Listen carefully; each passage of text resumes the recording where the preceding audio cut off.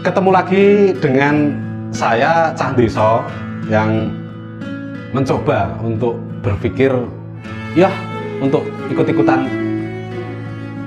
berpikir negara, terutama untuk semangat juang teman-teman di relawan untuk Indonesia yang lebih baik.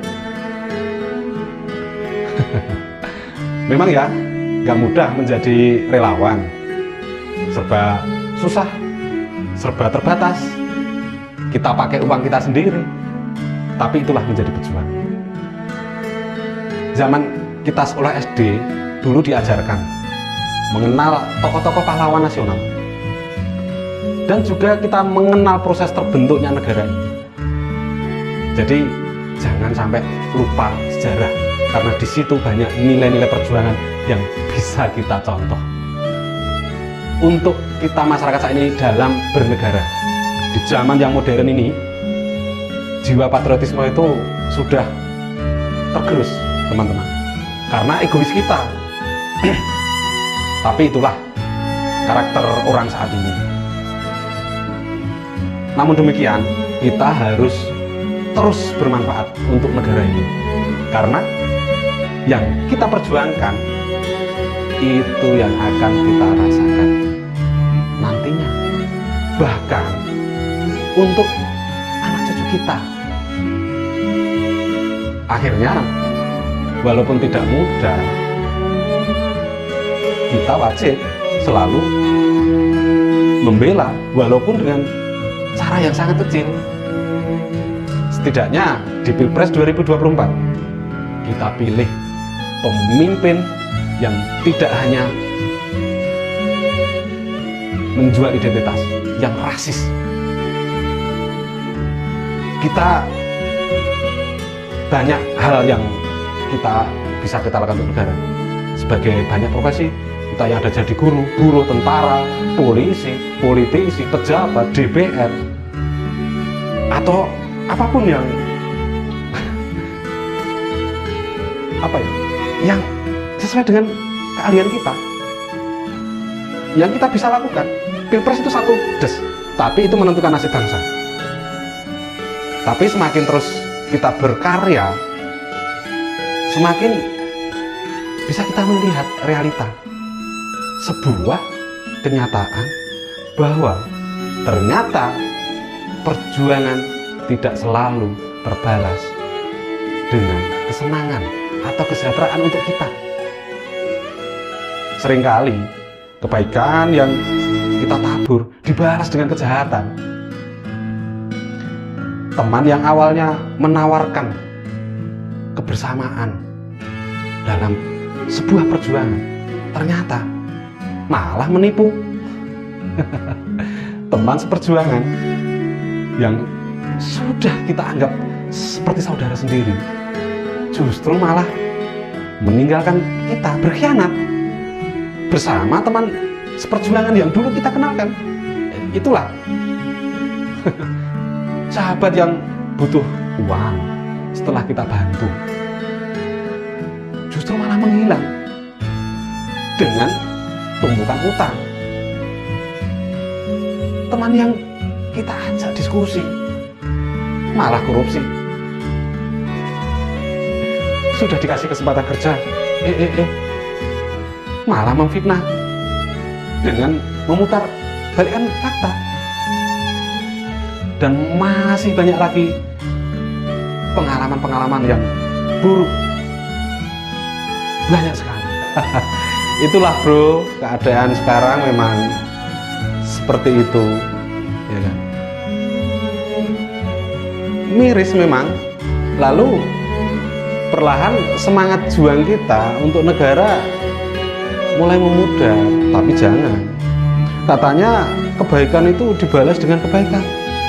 Katanya perjuangan akan terbalas dengan kesenangan, kesejahteraan. Kok nyatanya berbeda ya? Yang salah siapa? Yang salah itu adalah ekspektasi. Terlalu berlebihan dalam harapan. Kita sudah berbuat baik kepada seseorang atau kelompok, dan berharap orang atau kelompok itu akan membalas kebaikan kita. Oh tidak, belum tentu dong, tidak semudah itu juga. Selama kita berharap kepada manusia, maka kita akan kecewa. Ketahuilah, ketika kita menanam benih padi yang tumbuh bukan hanya padi loh, tapi akan ada juga ilalang yang tumbuh bersama. Yang mengganggu itu hasil panennya kalau ilalangnya itu bersama. Apakah itu salah kita? Belum tentu. Itulah perjuangan. Ketika kita berjuang, bukan berarti itu menjamin kita akan selalu bertemu dengan orang yang seperjuangan. Akan ada orang-orang yang mungkin menjahati kita, menzolimi kita, menipu kita, mengecewakan kita. Ada cobaan, ada kesedihan, dan itulah ujian kita. Ujian akan membuat kita lebih tahu. Lalu bagaimana dengan prinsip tabur tuai? Apakah artinya kebaikan yang kita tabur tidak akan kita tuai? Dengarkan ya pesan saya ini dengan baik-baik. Kita mungkin berbuat sesuatu baik untuk orang lain atau organisasi atau kelompok, belum tentu juga dibalas dengan kebaikan dari orang atau kelompok organisasi tersebut. Tapi perjuangan kita pasti akan terbalas oleh alam kita, oleh negara kita. Bisa berarti bisa dapat juga dari keluarga, kesehatan kita, kesuksesan kita, bahkan dari hal-hal yang tidak kita sadari. Allah membalas kita. Bukan organisasi atau kelompok-kelompok atau orang yang sudah kita perjuangkan ya akan membalas kita itu loh.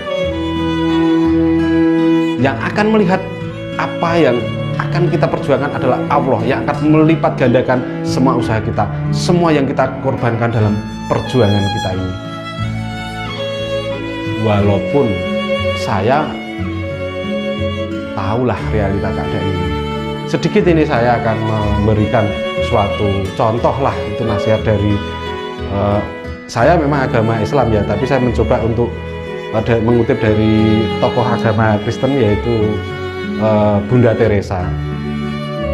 Beliau berkata, orang seringkali keterlaluan dan tidak logis dan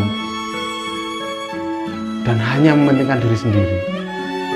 Tapi bagaimanapun juga, ya kita maafkanlah. Bila engkau sukses, engkau akan mendapatkan beberapa teman yang palsu, tapi juga akan mendapatkan sahabat yang sejati. Terus kepiye? Yuk, jadilah sukses. Bila engkau jujur dan terbuka, mungkin orang lain menipumu, tapi piye meneh? Jujur dan tetap terbukalah. Apa yang kau perjuangkan selama bertahun-tahun memang tidak mudah. Mungkin saja perjuangan itu dihancurkan oleh orang lain hanya dalam satu malam. Tapi piye meneh? Ya kita tetap harus berjuang. Perjuangan yang kita lakukan selama ini mungkin besok itu sudah dilupakan orang. Terus bagaimana? Ya kita tetap terus berjuang.